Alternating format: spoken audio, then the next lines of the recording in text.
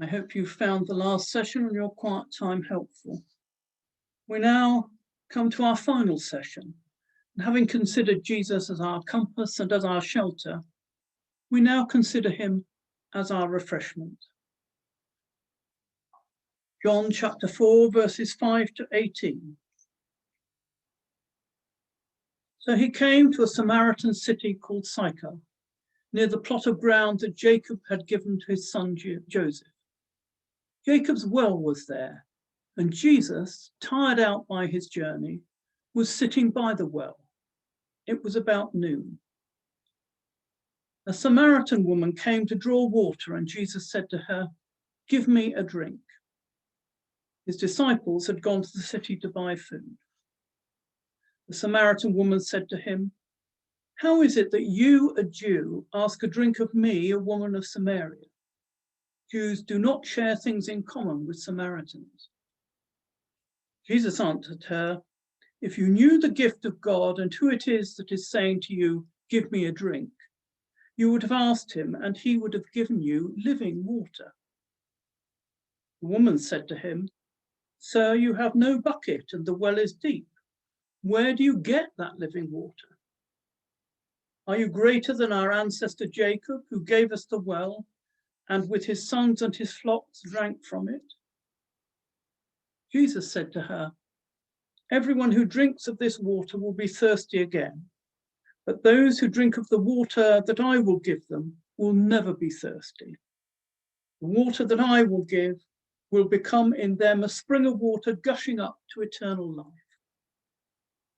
The woman said to him, "Sir, give me this water so that I may never be thirsty or have to keep coming here to draw water."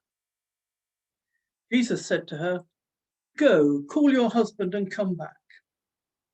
The woman answered him, "I have no husband." Jesus said to her, "You are right in saying, 'I have no husband,' for you have had 5 husbands, and the one you have now is not your husband. What you have said is true." To put this passage into context, Jesus and his disciples were traveling from Judea to Galilee. It was a journey that could either take them through Samaria, or they could take a longer walk to avoid Samaria. Traditionally, there was a lot of animosity between Jews and Samaritans, so we could have expected them to take the longer route. However, as we know, Jesus spent a lot of his time being with people who were on the margins and who were considered to be unacceptable. So not only had he walked through the area, but his disciples had gone to find a food shop while he rested by Jacob's well, very hot and thirsty. So as Jesus is sitting there, a Samaritan woman appears. There's something of a mystery here, as there was water in the village half a mile away. So it would be strange not only for her to appear, but also for a rabbi to engage with the woman, particularly a Samaritan woman. We are made aware of this by the woman's response to Jesus when he asks her to give him a drink of water. Jesus' conversation with the woman follows a very similar pattern to that we only see in John's Gospel. In the same way that Nicodemus didn't understand what Jesus was saying when Jesus talked about being born again, so this woman first takes Jesus literally when he says he can give her living water, which she initially understood to be running water.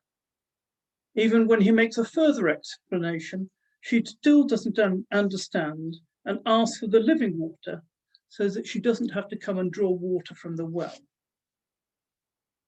Eventually, after the third statement by Jesus, she understands what he's saying further on in this chapter. She recognizes Jesus as the Messiah, and she becomes a messenger of the good news to all in her village and further afield.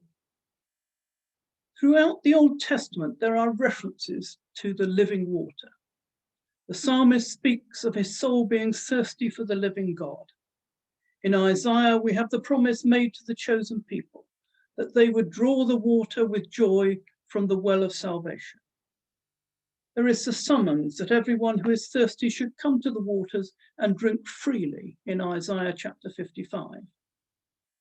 Jeremiah complained that the people had forsaken God, who was the fountain of living waters. There are many other references, and at the heart of them is the fundamental truth that in the human heart, there is a thirst for something that only Jesus can satisfy. If we think about ourselves, I wonder if you've ever been on a long walk on a hot summer's day and heard the babbling of a stream in the distance. I am fortunate that I live just below the Ridgeway, and wherever I walk, I can come across several streams. There's something about the sound of bubbling water that suggests coolness, relaxation, but most of all, refreshment. It's hard to resist dangling our feet in the water and feeling the heat of the walk melt away. In some ways, food and water are very similar. Both are essential for life and for keeping us going on our journeys. The difference between water and food, however, is that water can be bathed in as well as drunk, so it gives us refreshment and the energy, both physical and spiritual, to return once more to our journey. God's encounter with the Samaritan woman shows not only his own weariness and thirst, but also that of the woman. The image I have of her is of someone so numb and bruised by life that she has no energy left to conceal anything from this stranger she meets at the well. Jesus' exhaustion is temporary and physical, whereas this woman's exhaustion is lifelong and both emotional and spiritual. It is into this context that Jesus speaks a promise of deep, eternal, lasting refreshment. Jesus offers a spring of living water that is constantly moving rather than stagnant. But this spring is internal rather than external and brings eternal rather than simple physical life. Most important of all, it provides external refreshment that we can carry with us, so we do not have to toil carrying a heavy water jar all the time. As with the other two spiritual essentials we have explored, the challenge each one of us faces is to ask ourselves whether we have accepted and packed this essential for our journey, or whether, because of distraction, busyness, or a range of other reasons, we've left this essential behind us somewhere along the way.